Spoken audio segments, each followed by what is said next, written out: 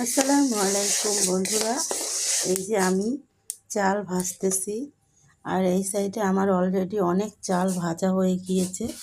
So এই যে আমি গিয়ে এই দিয়ে নাড়ু বানাবো, এগুলো ব্লেন্ডার করব, তারপরে এটা পাউডার বানিয়ে তারপরে আমি নারকেল দিয়ে গুড় দিয়ে আমি মোয়া তৈরি করব। আর এই সাইডে আমি এখনও কিছুটা ভাজতেছি।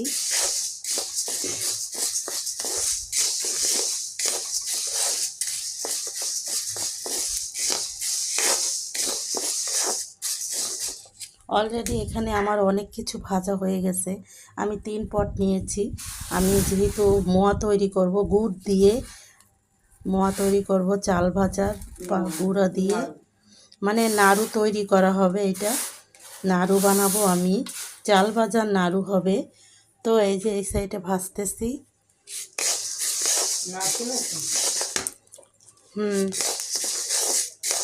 তো এই যে আমি ভাজতেছি সুন্দর করে। এটা হবে চাল ভাজার নাড়ু। সবাই ভালো থাকেন, আল্লাহ হাফেজ।